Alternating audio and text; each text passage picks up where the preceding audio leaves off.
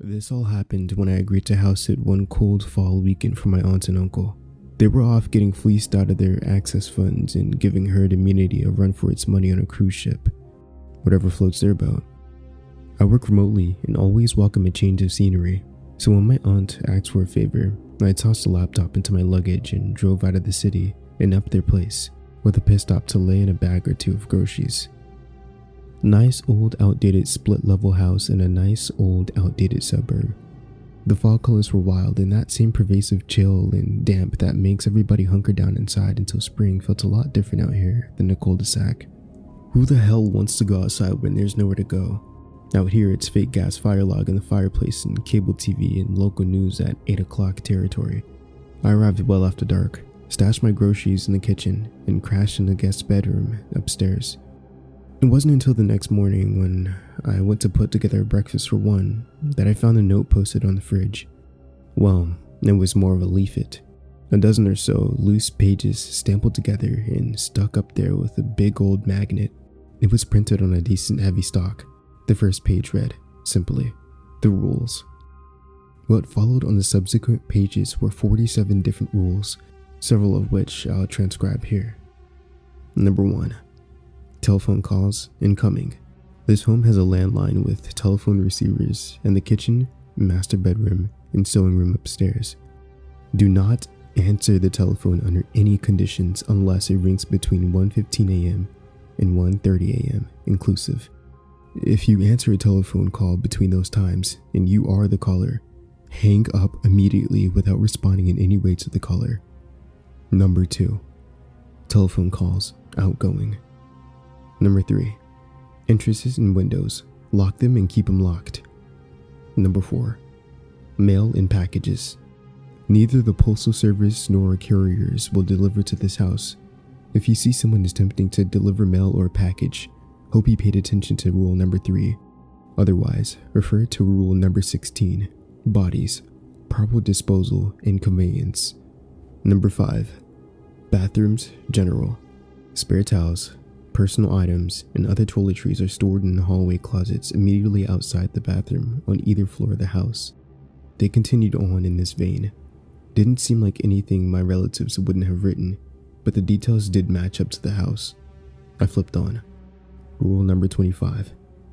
Lizards, geckos, newts, and similar animals under 1 foot in length must not be acknowledged with verbal responses in any way. They may hum or sing a familiar tune in any effort to get you to hum or sing along. Do not do this or they will have you. Rule number 25. Computer stimulation arguments. Although compelling and most likely to be true, do not engage or support these arguments while in the house. It is against the rules. They proceed to get even more bizarre. Number 45. Mother string inquisitive. Endure trucks sling breakable cost annoyance. Approve judge horn naughty goldfish solder. Help gag trains illusions Gabby. Rule number 6. This rule is like super important but is not listed here because of some circumstance that was important to me, the story of which doesn't mean as much to you as the contents of rule number 46. So I'll spare you the telling. Number 47. Failure to follow the rules. You will be trapped in a thunderstorm. A creepy figure will appear in the window. Continue to follow all rules to the best of your ability until the conditions described in rule number 46 are restored. You may then leave the house and go about your day. I didn't know what to make of any of it. I still don't know. The wind howled. The morning sky grew dark. The rain started. I heard a line disconnection tone and a message recorded in a pleasant, neutral voice. I'm sorry. This line is not in service at this time, asshole. Please refer to Rule 2. It was suddenly very dark outside. I couldn't see much, naturally. The streetlights and most porch lights were off at 8 a.m. I could hear rain lashing the trees and an odd, faraway creaking sound. Then came the lightning and the thunder. I turned on as many lights as I could manage in the kitchen and flipped through the rulebook again. There it was. Rule number 14. Weather, inclement. Locate the window to the left, south side of the front door, henceforth known as the creepy figure window. Look out the creepy figure window and you will see the creepy figure. Right on cue, I heard a transformer blow. and the power went out. I pulled out my cell phone and turned on the flashlight while registering that it had full bars of service. I turned toward the window and looked into the darkness. I could feel the cold pouring through the double-pane glass. I dialed 911 on the cell phone. "I'm sorry, this line is not in service at this time. Please refer to Rule 2. Good luck with that."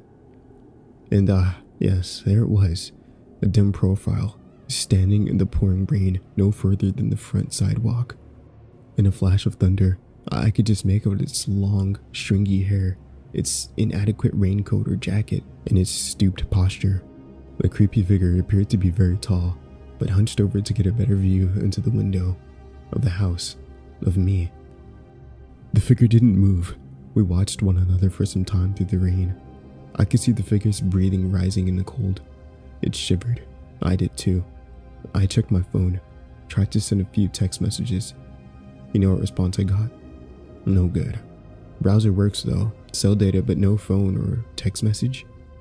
This is some haunted house bullshit. I glanced at the figure, still there. Okay, I'm going to see if I can tether my laptop.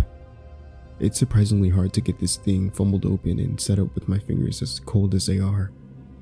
I'm going to set up the laptop on the kitchen counter and type up my notes on what's happened so far, and see if I can find a place to post them that is acceptable under rule number 2. Okay, we're all caught up. The only thing that's changed over here is that I wrote up what you hopefully just read, and it's gotten even colder and darker. The creepy figure has advanced slowly across the yard. It's hovering inches away from the window. I can't see a face, but I could hear its voice. It wanted to talk about the simulation argument, but I remembered rule number 26 and kept my mouth shut. Nothing left to it then. Time to try to post this somewhere and see what happens next.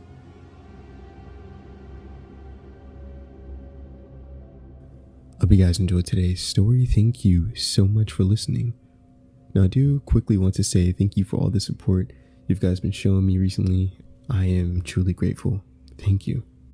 Now, huge thanks to the Redditor u/housesitter0001 for granting me permission to narrate your awesome story.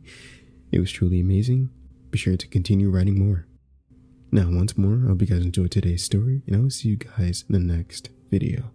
So, don't forget to sit back, relax, and indulge in fear.